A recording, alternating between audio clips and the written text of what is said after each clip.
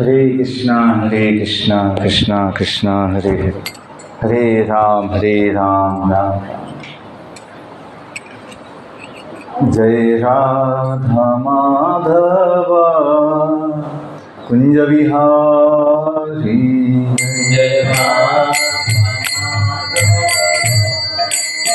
कुंज बिहारी, जय राधा माधव कुंज बिहारी।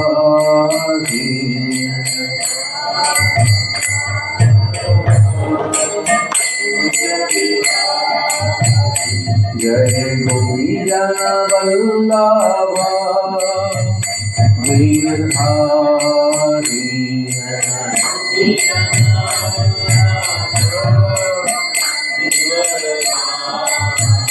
जय गोपी जन वल्लभ गिरधारी।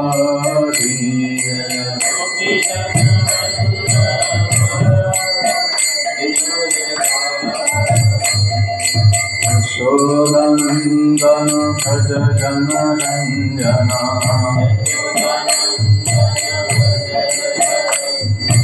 यशोदनन्दन भज जन रञ्जना।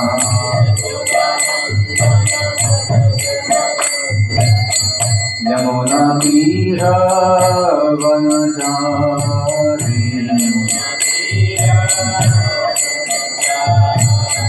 यमुना तीर वनचारी।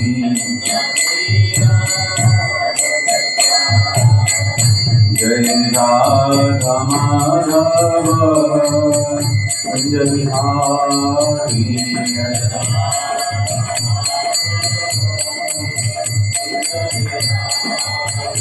जय राधा माधव कुंज बिहारी।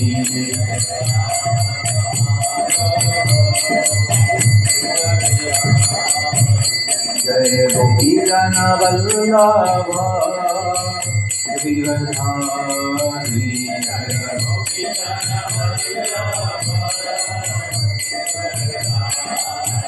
जय गोपी जन वल्लभ गिरधारी।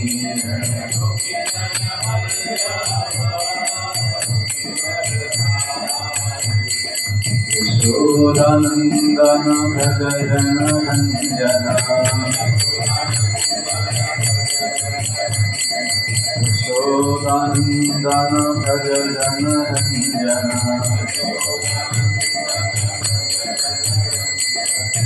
यमुना तीर वनचारी, यमुना तीर वनचारी, यमुना तीर वनचारी, यमुना तीर। जय राधा माधव कुंज बिहारी,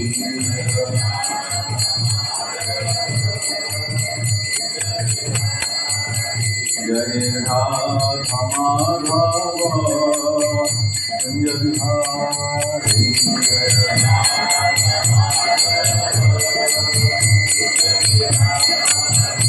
हरे कृष्णा कृष्ण कृष्ण हरे हरे, हरे राम राम राम हरे हरे।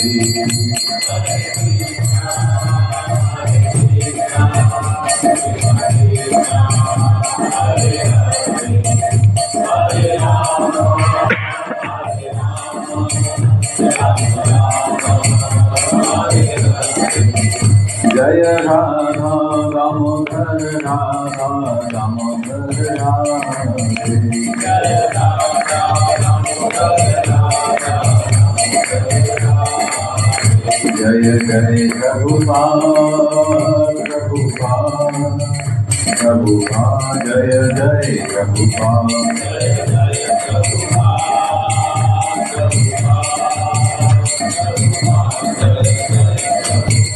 जय जय गुरुदेव गुरुदेव गुरुदेव जय जय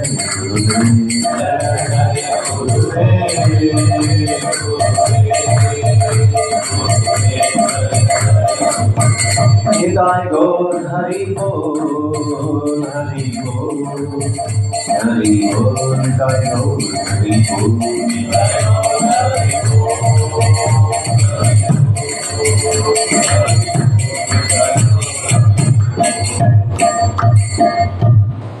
कलियुग पावन श्री नाम संकीर्तन की ग्रंथराष्ट्र भागवत महापुराण की जगत गुरु शुरुआत की समवेत गौर भक्त संग की निताय गौर श्रीमंदी।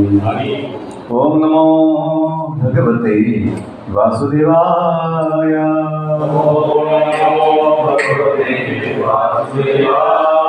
ओम नमो भगवते वासुदेवाय। ओम नमो भगवते वासुदेवाय।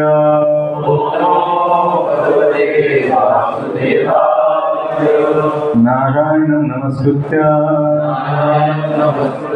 नरं चैव नरोत्तमं देवीं सरस्वतीं व्यासं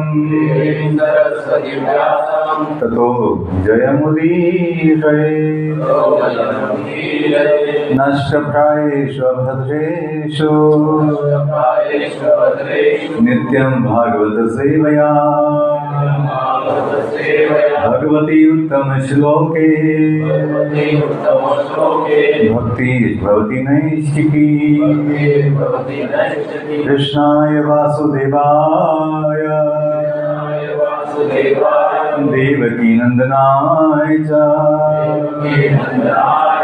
नंदगोपकुमाराय गोविंदाय नमो नमः। हरे कृष्ण। आप सभी का स्वागत है मॅडम। आपल्या सर्वांचे स्वागत आहे आजच्या या भागवत कथेमध्ये। आपण श्रीमद भागवताचा पहिला स्कंदमधून अध्याय 2 वाचतोय। अध्यायाचं नाव आहे दिव्यत्व आणि दिव्य सेवा आणि श्लोक संख्या 6। माझ्या मागे म्हणा सवै पुंसां परो धर्म यतो भक्तिश अदोक्षजे अहेतुकी अप्रतिहता यात्मा सुप्रसिद्धति। सवै पुंसां परो धर्म यतो भक्तिश अदोक्षजे अहेतुकी अप्रतिहता यात्मा सुप्रसिद्धति। सवै पुंसां परो धर्म यतो भक्तिश अदोक्षजे अहेतुकी अप्रतिहता यात्मा सुप्रसिद्धति। शब्दार्थ सह तो वै खरोखर पुंसा मानवांसाठी परः परमश्रेष्ठ धर्म धर्म यथा ज्यामध्ये भक्ती भक्ती अदोक्षजे दिव्यत्वाप्रती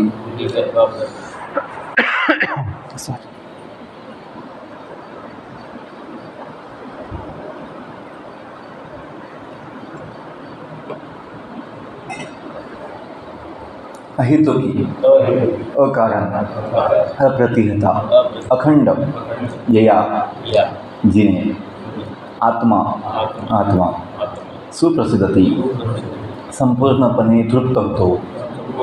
अनुवाद तात्पर्य श्रीप्रपाद्वारा श्रीप्रपाद की जय। ज्यामुळे मनुष्याला परमदिव्य अशा भगवंतांची प्रेममयी भक्ती प्राप्त होते तो अखिल मानवजातीचा परमश्रेष्ठ धर्म होय। अशी भक्ती अहेतुकी हेतू शिवाय आणि अखंड स्वरूपाची असावी। अशा भक्तीने जीवात्मा संपूर्णपणे प्रसन्न आणि तृप्त होतो। तात्पर्य या विधानात सूत गोस्वामी नैमिषारण्यातील ऋषींच्या पहिल्या प्रश्नाचे उत्तर देतात ऋषींनी त्यांना अशी विनंती केली होती की त्यांनी सांगोपांग सर्व शास्त्रांचा सार सांगावा आणि असा अतिमहत्त्वाचा भाग प्रस्तुत करावा ज्यामुळे पतित जीव किंवा सामान्य जन तो सहज रीतीने घेऊ शकतील, ग्रहण करू शकतील. वेदांमध्ये मानवांसाठी 2 वेगवेगळ्या स्वरूपाचे धर्ममार्ग सांगितले आहेत. एक आहे प्रवृत्ती मार्ग किंवा भोग वृत्तीचा मार्ग आणि दुसरा आहे निवृत्ती मार्ग किंवा त्याग मार्ग. भोगवृत्तीचा मार्ग खालचा आहे, निम्नतर आहे आणि परम अर्थासाठी त्यागाचा मार्ग उच्चतर आहे. जीवांचे भौतिक अस्तित्व ही वास्तविक जीवनाची रोगग्रस्त अवस्था आहे, बद्ध अवस्था. वास्तविक जीवन हे आध्यात्मिक जीवन होय किंवा ब्रह्मभूत होय. अशा स्थितीमध्ये जीवन शाश्वत आनंदपूर्ण आणि ज्ञानपूर्ण असते. भौतिक जीवन हे अनित्य, मायावी आणि दुःखपूर्ण आहे. तेथे आनंद मुळीच नाही. दुःखातून दूर होण्याचे प्रयत्न केवळ निष्फळ आहेत. या जगात दुःखांची तात्पुरती स्थगिती म्हणजे सुख समजले जाते. म्हणजे जेव्हा दुःख नाही आहे ते आपण सुख समजतो. म्हणून प्रगतिशील भौतिक सुखाचा मार्ग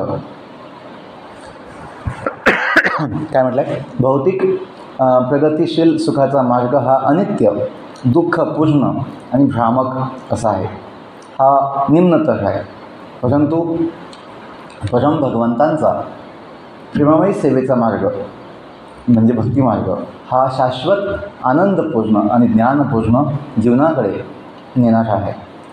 हा उच्च प्रकारचा मार्ग इथे सांगितला आहे. जर या मार्गाचा निम्नतर म्हणजे खालच्या मार्गाशी संबंध आला तर त्याचे स्वरूप दूषित होते.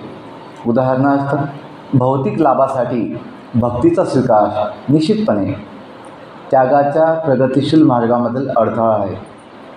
की जप केल्याने मला थोडंसं चांगला पैसा मिळेल, चांगलं सुख मिळेल असा विचार. परम कल्याणासाठी असलेला त्यागाचा मार्ग हा जीवनाच्या रोगग्रस्त स्थितीतील भोगसुखापेक्षा निश्चितपणे उत्तम आहे. अशा भोगांमुळे भौतिक रोगाचे लक्षणे अधिक प्रबळ होतात आणि रोगाचा अवधी वाढतो. म्हणून भगवंतांची प्रेममयी सेवा शुद्ध भक्ती स्वरूपातील असावी. म्हणजे काय, तेथे भौतिक कामना यत्किंचितही नसावी. प्रत्येकाने भौतिक कामना, कर्मफल आसक्ती, तर्कवितर्क सोडून प्रेममय सेवेच्या मार्गाचे पालन करायला हवे. केवळ यामुळे प्रत्येक जीव परमेश्वराच्या सेवेत शाश्वत सुख मिळवू शकतो. आम्ही धर्म म्हणजे व्यवसाय असा अर्थ हेतुपूर्वक केला आहे. कारण धर्म या शब्दाचा मूळ अर्थ ज्यामुळे मनुष्य आपले अस्तित्व धारण करतो असा आहे. जीवाने भगवान श्रीकृष्णांशी असलेल्या आपल्या शाश्वत संबंधास अनुसरून आपल्या कर्माचे आचरण करावे आणि हाच त्याच्या जीवनाचा आधार आहे. आता आपण जे म्हणतो माझा व्यवसाय आहे, माझा धंदा आहे, माझा बिझनेस आहे, त्या अर्थाने धर्म सांगितला आहे. धर्म आपला मूळ बिझनेस आहे, मूळ व्यवसाय आहे. तो सोडून आपण बाकीचे व्यवसाय घेतो. म्हणून इथं व्यवसाय म्हणजे पैसा कमवणे असं नाही. व्यवसाय म्हणजे आपला उद्योग, आपलं नित्य कर्म. जीवाने भगवान श्रीकृष्णांशी असणाऱ्या आपल्या शाश्वत संबंधास अनुसरून कर्म करावे. श्रीकृष्ण हे जीवाचे मध्यवर्ती तत्व आहे, म्हणजे सेंटर पॉईंट. श्रीकृष्ण सर्व आकर्षक परमचेतना आहेत किंवा इतर सर्व जीव आणि शाश्वत रूपे या सर्वांमध्ये श्रीकृष्णांचे शाश्वत रूप आहे. आपण सर्व भगवंतांचे अंश आहोत. आपल्यात पण भगवंतांची अनुभूती होऊ शकते. सर्व जीवांना आपल्या आध्यात्मिक सत्तेत स्वतःचे शाश्वत किंवा नित्य रूप आहे आणि भगवान श्रीकृष्ण हेच त्या जीवांचे आकर्षण केंद्र आहे. श्रीकृष्ण नित्य संपूर्ण आहेत आणि इतर सर्व जीव त्यांचे अंश आहेत. श्रीकृष्ण आणि जीव यांच्यातील संबंध किंवा नाते स्वामी आणि सेवकाचे आहे. हा संबंध दिव्य आहे. आपल्या भौतिक जगातील जागतिक किंवा प्राकृतिक अस्तित्वाच्या अनुभवाहून हा संबंध संपूर्णपणे भिन्न आहे, वेगळा आहे.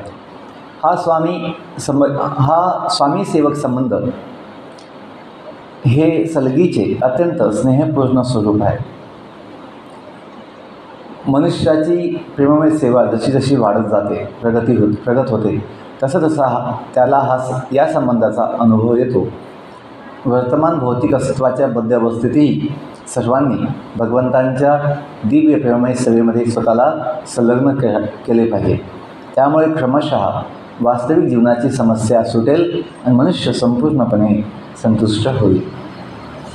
ओम अज्ञानतिमिरन्धस्य ज्ञानाञ्जनशलाकया चक्षुः येन तस्मै श्रीगुरुवे नमः.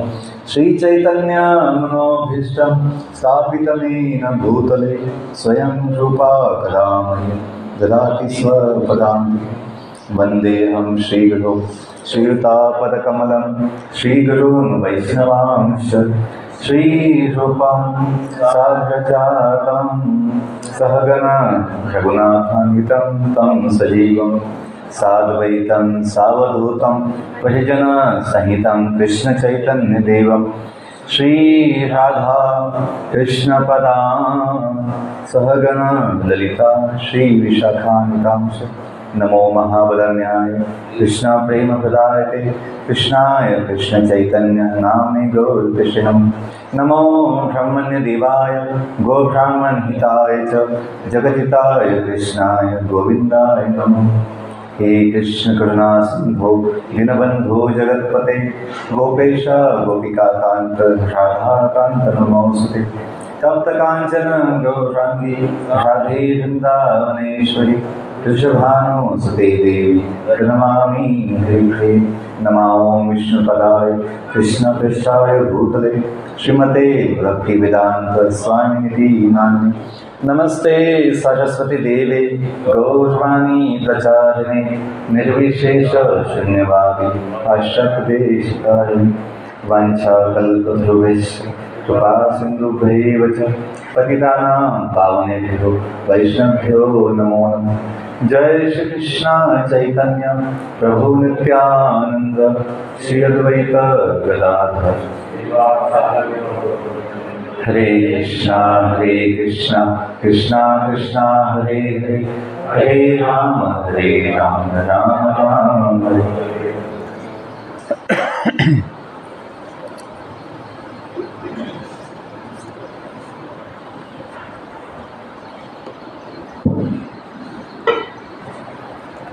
हरे. हरे कृष्णा. पुन्हा आपलं स्वागत आहे आजच्या सत्संगामध्ये. श्रीमद भागवतमध्ये स्वतः भगवंतांचं अस्तित्व आहे. श्रीमद भागवत हे कृष्णमय आहे. प्रत्येक श्लोकामध्ये प्रत्येक अक्षरामध्ये इथे भगवंतांचं अस्तित्व आहे. म्हणून हे वाङ्मय स्वरूप आहे भगवंतांचं. आणि भगवद्गीता हे तर आहेच. मी काल जे बोललो की ते भगवंताचं गीत आहे, भगवंताचा उपदेश आहे, संदेश आहे, जो सर्वांसाठी मंगलकारी आहे, कल्याणकारी आहे आणि सुखदायी आहे. सुसुखम कर्तुमव्ययम्.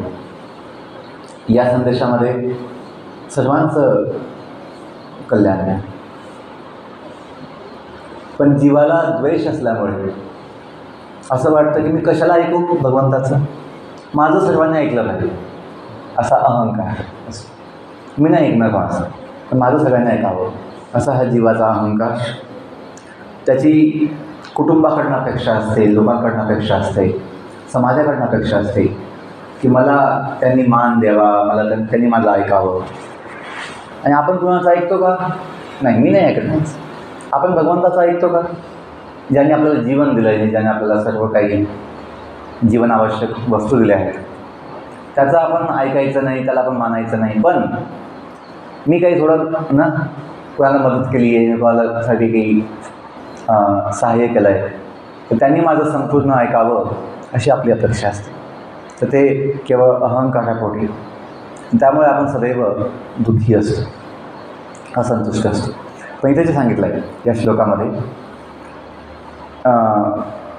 सत गोस्वामींनी शौनकादी ऋषींनी 6 प्रश्न केले होते आणि त्यातला पहिला प्रश्न होता की हे सत गोस्वामी, तुम्ही आम्हाला सर्व शास्त्रांचा सार काय आहे, किंवा ह्या जगातील बद्ध जीवाचं कल्याण कसं होऊ शकतं, किंवा त्यासाठी कल्याणकारी असं काय आहे. तर त्याचं उत्तर म्हणून हा श्लोक आहे. सवै पुंसां परो धर्मो यतो भक्तिर् दोषते अहेतुकी अप्रतिहता यात्मा सुखसुखी. की ज्या सेवेने आत्म्याचं काय होतं, संपूर्णपणे समाधान होतं. तर ती सेवा कशी असावी म्हणे, ती सेवा असावी भगवान श्रीकृष्णांच्या आनंदासाठी. येतो भक्तीश अदोक्षते. अदोक्षते कोण आहे, भगवान श्रीकृष्ण आहे, जे आपल्या इंद्रियांच्या पलीकडे आहे. आपल्या इंद्रियांच्या समजण्याची शक्ती, इंद्रियांची समजण्याची शक्ती नाही आहे की श्रीकृष्ण कसे आहेत. पण जो जीव आहे, आत्मा जो आहे, तो अनुभवू शकतो. इंद्रियांनी डोळ्यांनी दिसत नाही कृष्ण कसे आहे, पण जो जीव आहे, आत्मा, तो अनुभवू शकतो भगवंतांचं सौंदर्य, भगवंतांचं स्वरूप. का भगवंत ह्या इंद्रियांच्या, भौतिक इंद्रियांच्या पलीकडे आहे. आणि ही भक्ती कशी असावी, अहितोकी, भौतिक कामना नसावी, भौतिक हेतू नसावं. का त्याने आपलं कल्याण नाही, आपलं समाधान नाही होत. का भौतिक कामना आणि आत्मा यांचा काही संबंध नाही आहे. आत्म्याचा संबंध शुद्ध सेवेशी आहे. जेव्हा आत्मा हा भौतिक कामना ठेवेल तेव्हा मग त्याला समाधान नाही होऊ शकत, तो असंतुष्ट असतो. तसंच ही भक्ती कशी असावी, सेवा अप्रतिहता, अखंड असावी. आपलं काय होतं काही वेळेस की आपलं घर आपण वेगळं ठेवतो आणि मंदिर वेगळं ठेवतो. मंदिरामध्ये भक्ती होईल, आपल्या घरी भक्ती नाही होणार, कामधंदा होईल घरी आपल्या, असा आपला विचार. आणि त्याच्यामुळे आपलं काय द्वंद्व असतं.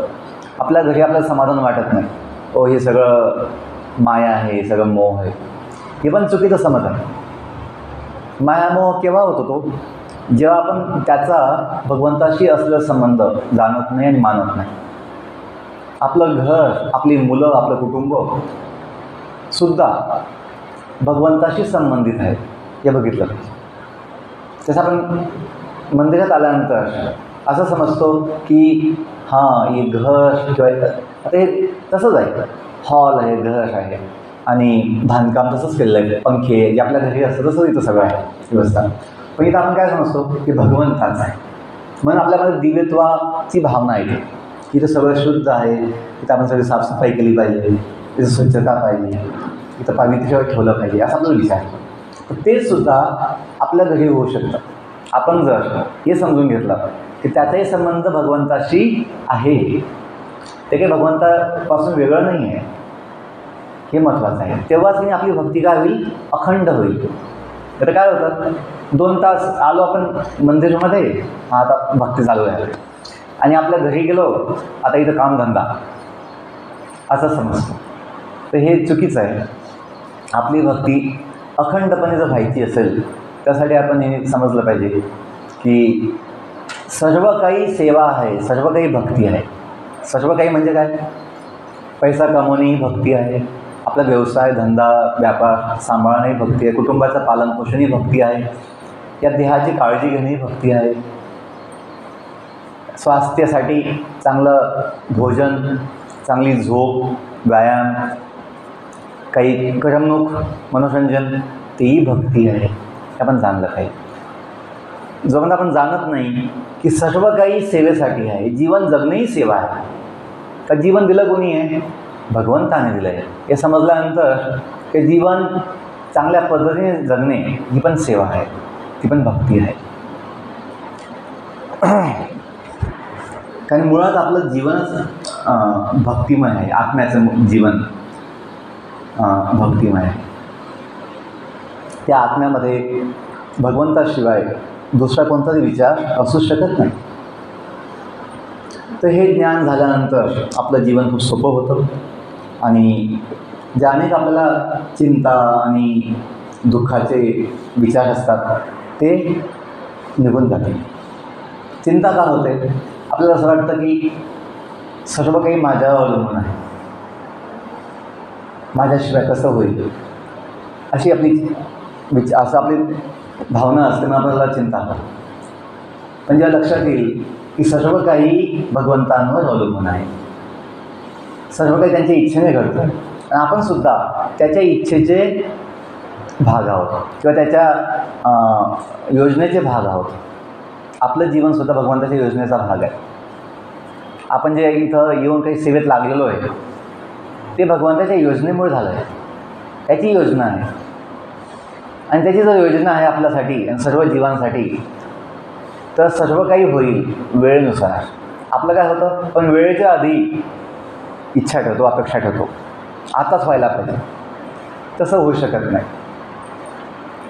प्रत्येक गोष्टीला एक वेळ असते, त्याची एक पद्धत असते, त्याने ते होतं. म्हणून आणि त्याचा आधार भगवंत आहे हे समजल्यानंतर मग आपल्याला चिंता नाही होणार. आपल्याला निश्चिंत होता येईल की काळजी करण्याची आवश्यकता नाही, चिंतेची आवश्यकता नाही. आपण निश्चिंत होऊन भगवंताचं चिंतन केलं पाहिजे की माझ्याकडनं काय सेवा होऊ शकते, मी कशी सेवा केली पाहिजे. आणि सर्वात मोठी सेवा आहे आपलं आचरण. मोठी सेवा आहे की आपण आपल्या कुटुंबामध्ये, आपल्या समाजामध्ये, आपल्या नातेवाईकांमध्ये कसं वागतो आहे. लोक आपण काय सांगतो आहे ते नाही एवढं लक्ष देणार, पण आपण कसं वागतो आहे त्याकडे असं लक्ष असतं की आपण आपल्या व्यवसायामध्ये, आपल्या कुटुंबामध्ये लोकांसोबत कसं वागतो आहे. याला लोक जास्त महत्त्व देतात आणि ते साहजिकच आहे की आपलं ज्ञान, आपली सगळी जे काही साधना आहे त्याचं लक्षण कुठे बघायला मिळेल? आपल्या व्यवहारामध्ये, की आपलं बोलणं कसं आहे, आपलं वागणं कसं आहे, आपलं प्रत्येक काम कसं आहे. तर आपण ते लक्ष दिलं पाहिजे की 24 तास आपल्याकडनं प्रचार होतो आहे. 24 तास आपल्याकडनं प्रत्येकाकडनं प्रत्येक भक्ताकडनं 24 तास प्रचार होतो आहे. तो चांगला होतो आहे का वाईट होतो आहे, योग्य होतो का अयोग्य होतं आहे ते आपण बघितलं पाहिजे. योग्य म्हणजे काय की आपलं वागणूक, आपलं व्यवहार हा योग्य आहे. शिक्षाष्टकम प्रभूंनी खूप छान एक मुद्दा मांडला होता एका मीटिंगमध्ये की काहींना असं वाटतं आम्हाला प्रचाराची संधीच मिळत नाही, आम्हाला कधी माईकच मिळत नाही, आम्हाला कधी व्यासासमोर बोलायला मिळतच नाही, तर आमच्याकडे कसा प्रचार होणार. तर असं नाही आहे. आपल्याकडे माईक असो का नसो, आपलं प्रत्येक कार्य एक प्रचार एकमेकासाठी. का काही वेळेस आपल्याला बघून लोकांना प्रेरणा मिळते. आपण ज्या पद्धतीने सेवा करतो आहे, नियमितपणे आपण ज्या पद्धतीने साधना करतो आहे, आपलं जीवन सांभाळतो आहे, कुटुंबाला सांभाळतो आहे, आपला व्यवसाय सांभाळतो आहे जबाबदारीने, हे सर्व काही प्रचार आहे. तुम्हाला बघून 50 लोक भक्तीकडे येत आहेत, कृष्णांकडे आकर्षित होत आहे, हा प्रचार आहे. केवळ प्रवचन हा प्रचार नाही आहे. केवळ काही वेळेस उलटं होतं. एखादा व्यक्ती छान प्रवचन देतो पण त्याचं पालन, त्याच्या जीवनात जर आचरण नसेल तर लोक त्या भक्तीमध्ये येतच नाही, त्या सत्संगात येतच नाही. की हे लोक असे बोलतात छान छान व्यासासनावर, ते प्रत्यक्ष आचरणामध्ये यांचं काहीच नाही आहे. तर त्यांची थोडीफार जी श्रद्धा असते ती पण निघून जाते. तर असं प्रवचन, असं माईकवर बोलणं काही कामाचं नाही. त्यापेक्षा आपण जर आपलं आचरण सांभाळलं असेल योग्य पद्धतीने तर अनेक लोक आपल्या त्याकडे बघून भक्तीमध्ये येतील. तर शिक्षाष्टांग बोलले होते की प्रचार ही पण एक सेवा आहे. असं नाही आहे की आपलं महत्त्व वाढवायचं आहे प्रवचन देऊन किंवा स्वतःची जी महिमा दाखवायची आहे असा विचार नाही. जो व्यक्ती प्रवचन देतो त्याला हे मोठं संकट पण असतं खूप वेळेस की अहंकार येऊ नये, म्हणून त्याने जाणावं की ही पण एक सेवा आहे. सेवा म्हणून त्याचा स्वीकार केला पाहिजे प्रवचन देणे. असं नाही की डिमांड केली पाहिजे आणि त्याचं स्वतःचं महत्त्व वाढवायचं नाही. प्रवचन देणे पण एक सेवा आहे, प्रचार पण एक सेवा आहे. आणि त्याच्यासोबत एक पॉईंट सांगितला होता, मुद्दा सांगितला होता, आणि आपली प्रत्येक सेवा ही प्रचार आहे. प्रचार करणे, लोकांना वाटतं प्रचार करणं खूप मोठं काम आहे आणि सेवा करणं मंदिरामध्ये छोटं काम आहे. असं बिलकुल नाही आहे. दोन्ही एकाच प्रकारचे आहेत.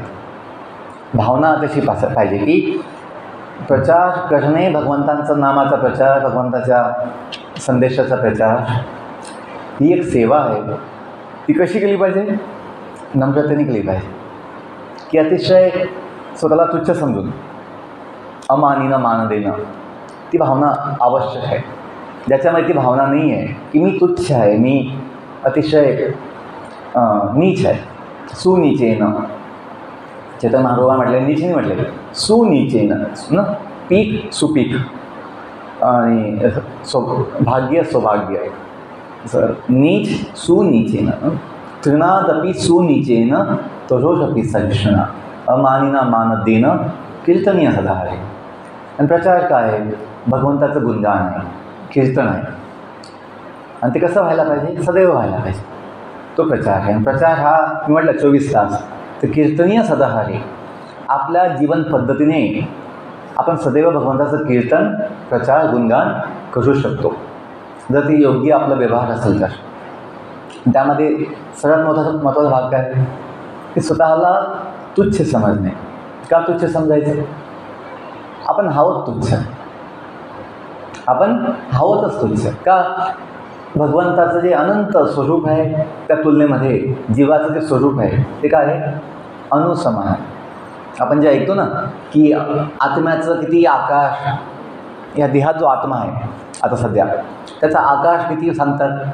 केसाचं टोक त्याचे 10,000 तुकडे केले, 10,000. त्याच्यापेक्षा त्याच्यातला जो एक भाग आहे त्यापेक्षा लहान हा जीव आहे, आत्मा, या भौतिक जगामध्ये. तो इतका छोटा आहे, तो कुठेच आपण बघू शकत नाही कशामध्ये. आणि ह्या जीवाला कसला अभिमान असावा? एकच अभिमान असावा, तो असा स्वाभिमान. एक असं मिथ्याभिमान, खोटा अभिमान, खोटा आपला अहंकार. तो घातक आहे, तो मायावी आहे, फसवा आहे आणि दुःखदायी आहे. आपल्याला असावा स्वाभिमान. स्वाभिमान म्हणजे काय? की मी दास आहे, मी सेवक आहे. स्व अभिमान, आपण जे आहोत, स्वतःचा अभिमान. आपलं मूळ स्वरूप काय आहे? ते आत्म्याचं आहे, स्वरूप आत्म्याचं. ते नित्य आहे, ते भगवंताचं सेवक म्हणून आहे. आणि हे जाणून आपण हे समजू शकतो की असे किती जीव आहेत, अनंत अनंत कोटी जीव आहेत. अनंत कोटी ब्रह्मांड आहे. कोटी म्हणजे किती? 100 लाख. अनंत कोटी ब्रह्मांड आहे. एका ब्रह्मांडामध्ये, ब्रह्मांडामध्ये किती तारेग्रह आहेत? अनंत कोटी. एका लोकामध्ये किती जीव आहेत? अनंत कोटी. तर हे किती कोटी आहेत? अनंत कोटी सगळं काय आहे. हे भौतिक जगत, तो एक छोटासा भाग आहे. याच्या पलीकडे ब्रह्मज्योतीमध्ये अनंत कोटी वैकुंठ लोक आहेत. एका वैकुंठामध्ये किती वैष्णव भक्त आहेत? अनंत कोटी वैष्णव भक्त. तर आपण जर हा विचार केला, या असंख्य जीवांमध्ये आपण एक आहोत. आपण किती सामान्य आणि तुच्छ आहोत. आपल्याला काय वाटतं? मी खूप विशेष आहे. विशेष प्रत्येक जीव आहे. का? तो भगवंताचा अंश आहे. म्हणून आपली तुच्छता, आपली लहानता आपण बघितली पाहिजे आणि भगवंताची महानता जाणली पाहिजे की जुनादपी सुनीचे ना, मी अतिशय तुच्छ आहे आणि तरोषपी सहिष्णू. या जगामध्ये आपल्याला सहनशीलता खूप आवश्यक आहे. की काही वेळेस आपण अनुभव घेतो की कुणी आपला मान ठेवत नाही, आपल्याला मान देत नाही, कुणी आपल्याला जे पाहिजे ते देत नाही, तर आपण खूप दुःखी होतो आणि विचलित होतो. तर आपण सहनशील असावं की या गोष्टींचं काही जास्त महत्त्व नाही आहे, याची आवश्यकता पण नाही. सहनशीलता तेव्हाच येईल की जेव्हा आपण अवलंबून राहत नाही. आपल्याला सहन होऊन जाईल की तापमान ना, उष्णता किंवा काही थंडी, अपमान किंवा काही देहाचं काही दुखणं हे सहन होईल किंवा जेव्हा आपण त्याला महत्त्व देणार नाही आणि त्याच्यावर अवलंबून राहणार नाही. की मला मिळालं नाही मिळालं त्याच्यावर अवलंबून नाही आहे. माझं जीवन जे आहे ते भगवंतावर अवलंबून आहे, माझं जीवन माझ्या सेवेवर अवलंबून आहे. तर असं आपण जर बघितलं की आपलं जे अस्तित्व आहे ते या जगातला मान सन्मान किंवा या जगातलं वैभव, या जगातलं जे देहाचं सुख याच्यावर अवलंबून नाही. मग तुम्हाला काही जे असुविधा होईल ते आपलं सहन होण्यास सोपं होईल. जुनादपी सुनीचे ना, तरोषपी सहिष्णू अमानिना, की स्वतःसाठी कोणत्याही मानाच्या पेक्षा न ठेवणे. का असं म्हटलं आहे की सिद्धांत आहे आपल्याकडून मान देण्यामध्ये, दुसऱ्यांना किंमत देण्यामध्ये आपली किंमत वाढते, आपलाही मान वाढतो. इन गिविंग वी रिसीव, इंग्लिशमध्ये म्हणतात इन गिविंग वी रिसीव, देण्यामध्ये मिळतं. आपली जी अपेक्षा असते काय वेळेस मला मान भेटावा, ते सोडून मी मान द्यायला पाहिजे दुसऱ्यांना. का सर्व भगवंताचे जीव आहे, अंश आहे. तर हे आपल्याला शक्य आहे की आपण सदैव दुसऱ्यांना मान देऊ शकतो, सन्मान देऊ शकतो. ते आपल्या हातामध्ये आहे. पण लोकांकडनं अपेक्षा ठेवणे, त्यांनी मान द्यावा, ते आपल्या हातामध्ये नाही. का ते त्यांच्यावर अवलंबून आहे. त्यांनी नाही दिला मान समजा, आपण कुठून आपल्याला कसा मिळणार. पण जेव्हा आपण देऊ दुसऱ्यांना मान सन्मान तेव्हा अवश्य आपल्याला भेटणार आहे. हे निश्चितच आहे की दुसऱ्यांना किंमत देण्यामध्ये आपली किंमत कमी होत नाही, आपली किंमत वाढते. अमानिना, मी मान देणं, मी जे सांगितलं की दुसऱ्यांना मान देण्यामध्ये आपोआपच आपल्याला मान किंवा समाधान मिळतं. मान मिळो ना मिळो, दुसऱ्यांना मान देण्यामध्ये आपल्याला समाधान भेटणार की आपल्याला आनंद भेटणार. जसं आईवडील जे असतात आपल्या मुलांसाठी सर्व काही सुविधा, सर्व काही त्यांना व्यवस्था बनवतात त्यांच्यासाठी. जसे आई कुटुंबासाठी सकाळपासून सर्व कामामध्ये लागलेली असते. स्वयंपाक करणं, सगळं काही साफसफाई, सर्वांचे कपडे धुणे, त्याची काळजी घेणे. पण ती कुणाकडनं अपेक्षा ठेवत नाही. का तिला आवश्यकताच पडत नाही. तिला सर्वांची काळजी घेण्यामध्ये, सर्वांच्या सेवेमध्ये एक समाधान मिळतं, एक आनंद मिळतो. आणि त्यामुळे तिला असं वाटतं की अजून काय पाहिजे. ते प्रेमाचं लक्षण आहे. तिचं प्रेम आहे कुटुंबावर, आपल्या मुलांवर. म्हणून तिला त्यांच्या सेवेमध्ये, त्यांच्या सर्व व्यवस्था सांभाळण्यामध्ये एक समाधान आणि आनंद मिळतो. म्हणून तिला अपेक्षा ठेवायची आवश्यकता पडत नाही. बघा अंततः आपल्याला काय पाहिजे, आपल्याला एक आनंद पाहिजे आणि समाधान पाहिजे. आणि ते मिळतं सेवा करण्यामध्ये. इथं जे म्हटलेलं आहे. आणि मी जे सांगितलं की आपण सर्व काही भगवंताशी संबंधित बघितलं पाहिजे. असं वाटतं काही वेळेस की भगवंताला भोग लावणे ही सेवा आहे आणि आपल्या मुलांना खाऊ घालणे ही सेवा नाही आहे, हे काम आहे. हे चुकीचं आहे. जे आपण हे समजू की आपली जी मुलं आहेत ती पण भगवंताने दिलेली आहे, भगवंताची आहे. फक्त ते आपल्या जवळ आहे, सध्या आपल्यासोबत आहे. तर हा जो संबंध आहे की मुलं भगवंताची आहे, मग तोच आनंद, जसं आपण भगवंताने इथं भोग लावतो तोच आनंद त्या मुलांना खाऊ घालण्यामध्ये सुद्धा निश्चित मिळणार. जेव्हा आपण संबंध बघू की मुलं कुणाची आहे, भगवंताची येते, माझ्याकडे आलेली आहे काही दिवस सोबत माझ्या.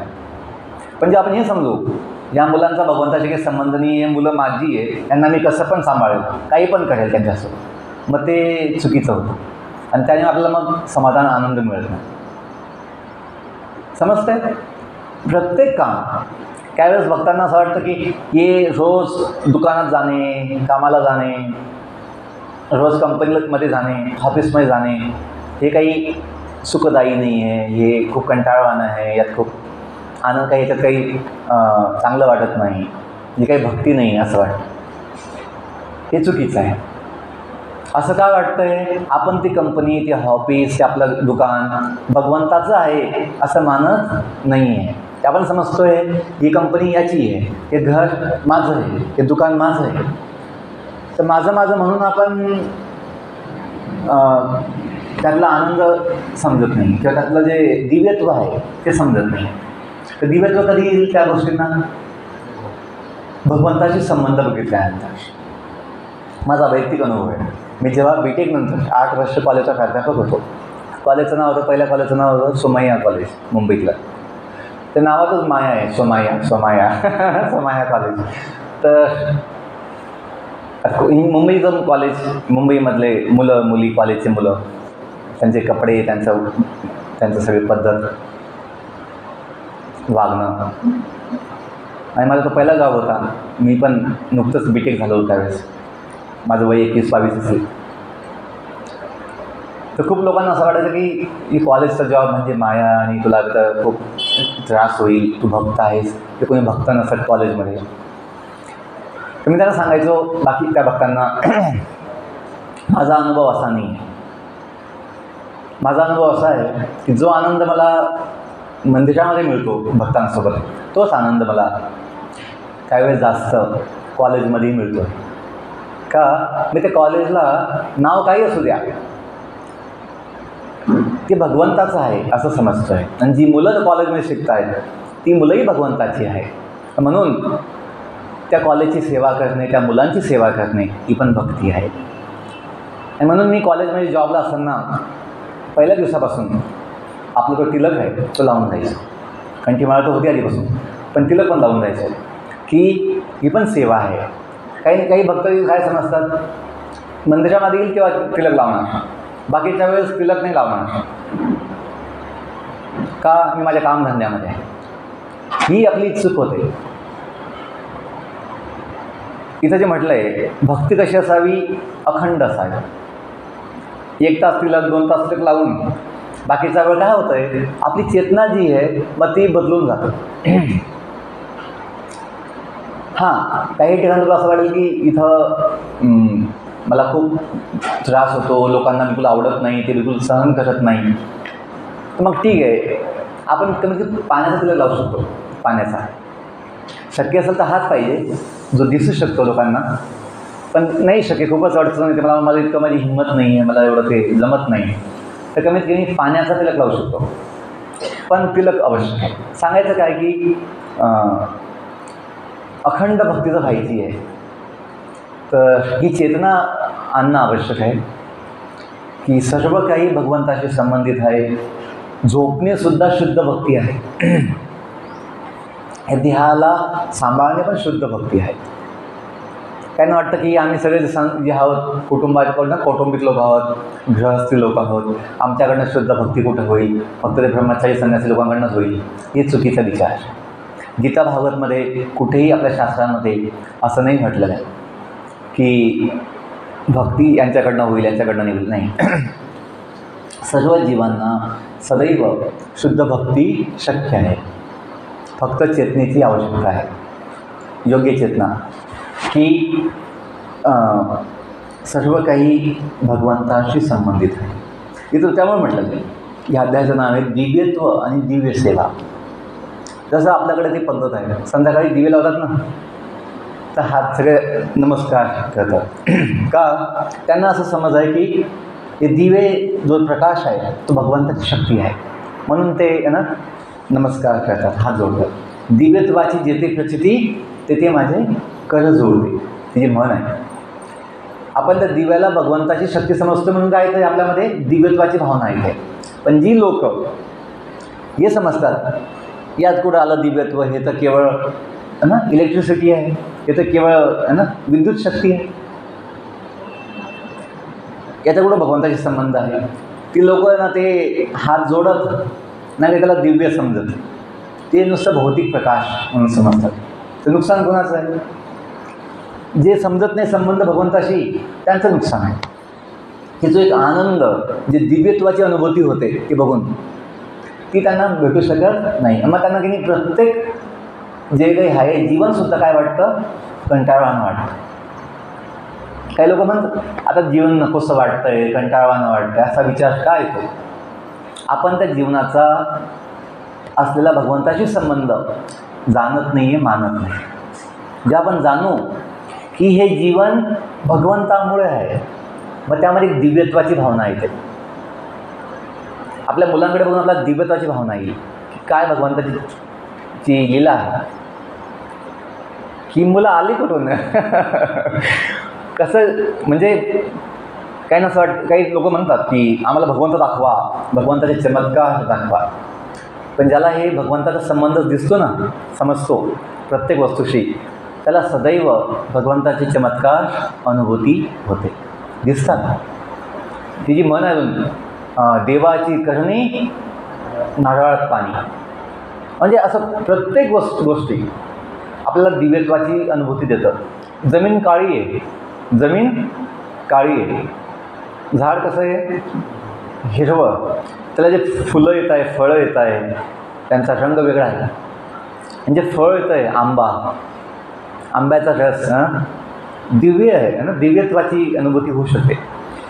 की तो रस आणला कोणी त्याच्यामध्ये?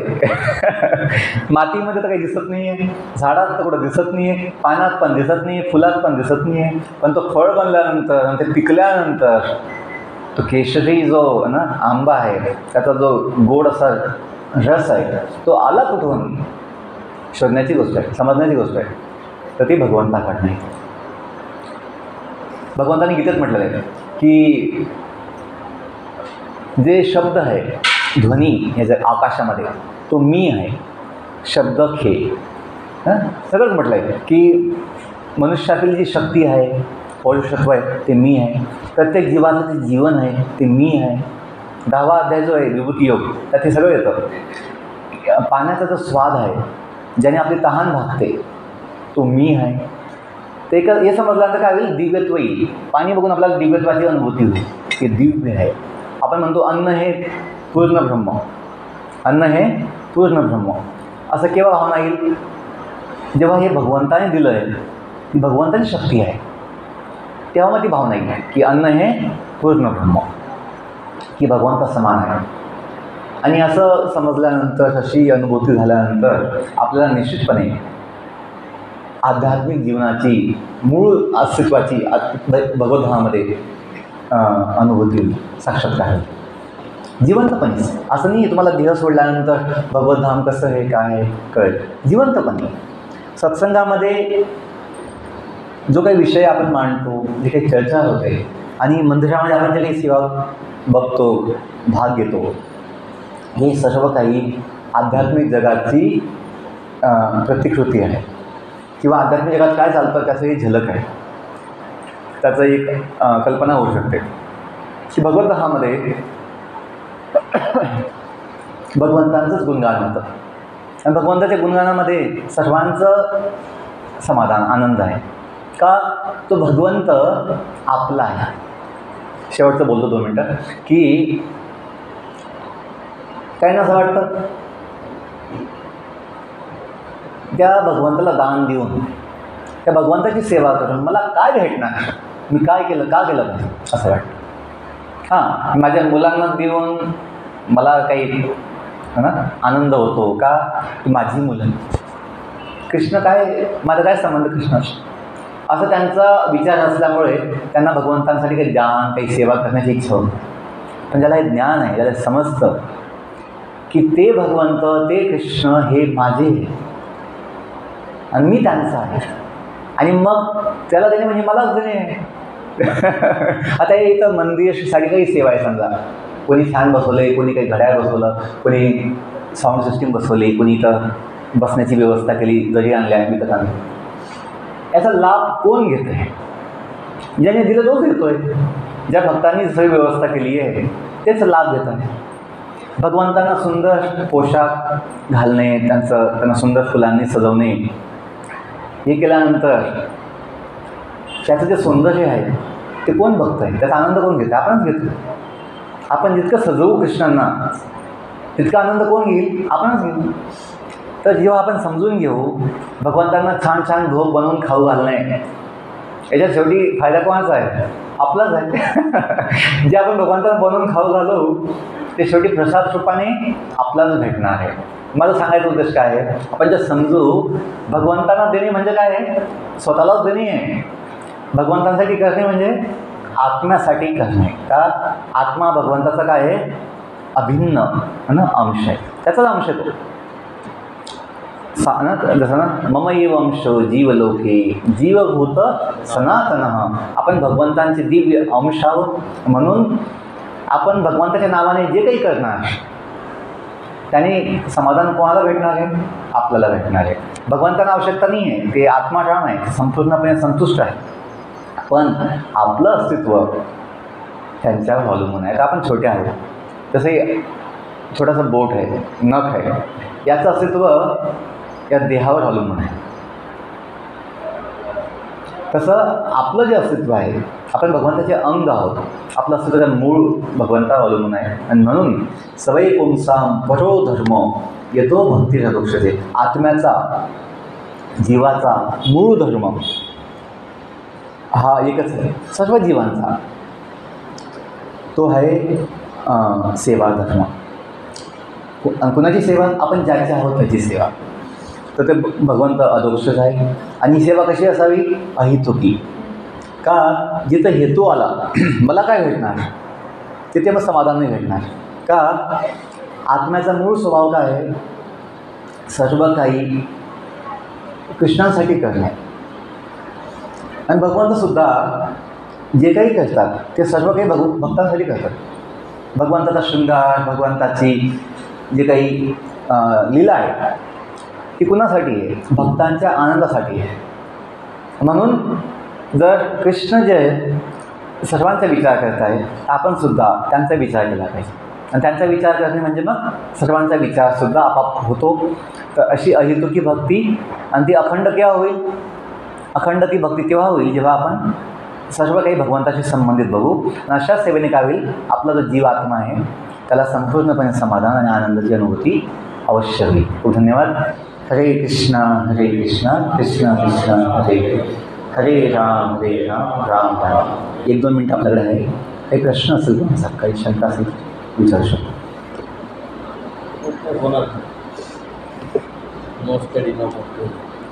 तर तुमच्याकडनं खूप छान सेवा होते इथे. आज इथं कोणी जास्त ब्रह्मचारी नाही आहेत, पण तुम्ही सर्व मिळून या मंदिराची सेवा सांभाळत आहे. सुबोध प्रभू इथे सगळं नेतृत्व करत आहेत आणि तुम्ही सर्व त्यांना सहाय्य देत आहेत. तर आम्हाला खूप आनंद आहे, समाधान आहे की स्वच्छता आणि नियमितपणा मी बघतो आहे. आधी मी जे आलो आहे, मागच्या वर्षी आधी आलेलो आहे, तेव्हाची स्वच्छता, तेव्हाची नियमित टाईम आणि सगळं आजचं मी जे बघतो आहे त्यात खूप फरक आहे. तर तुम्ही ही जबाबदारी घेतलेली आहे आणि त्याने निश्चितपणे ह्याला दामोदर प्रसन्न होतील असा मला विश्वास आहे. धन्यवाद. हरे कृष्ण. प्रभूजींनी 2 दिवस लागोपाठ आपल्याला या ठिकाणी जी प्रवचन सेवा होती ती प्रभूजींनी केलेली. त्यांचे शेड्यूल जे आहे ते सुद्धा खूप एंगेज अशा पद्धतीचे. सगळ्या नवोदयाला भेट द्यायची, त्याच्यानंतर शिरपूरची काही दिवस जबाबदारी त्यांच्याकडे, 40 गावची आणि धुळ्याची सुद्धा. आणि या सगळ्या शेड्यूलमध्ये पूर्ण जे काही वरून सेवा मिळेल ती सगळी प्रभूजी ती फार आनंदाने देतात. आणि 2 दिवस प्रवचन तुम्ही ऐकलेले, तुम्हाला नक्कीच त्याचा इसेन्स लक्षात आला असेल की आपण कोणाकडून ऐकतोय, है ना. तर खूप महत्वाची गोष्ट आहे. 2 वर्ष खूप तपश्चर्या त्याला म्हणता येईल गोवर्धन इको विलेजमध्ये. त्यांची शिक्षकांची नावं काल ऐकली मी की त्यांनी 2 वर्ष त्या ठिकाणी शिक्षण केलं. त्याच्यामध्ये गौरांग दर्शन प्रभूजी होते, त्याच्यानंतर गौरांग प्रभू स्वतः होते. आणि अशा पद्धतीने सगळ्यांकडून ऐकून त्याचा इसेन्स जो आहे सारांश रूपाने तो आपल्या सगळ्यांपर्यंत ते देण्याचं काम सेवा करत आहे. तर फार फार धन्यवाद प्रभूजी. प्रभूजीसाठी आपण एक गण हरे कृष्ण महामंत्र म्हणून त्यांचे धन्यवाद व्यक्त करू. हरे कृष्णा कृष्णा कृष्णा हरे हरे, हरे राम राम राम हरे हरे कृष्ण. यानंतर मग प्रभुपाद आरती होईल, दर्शनार्थी.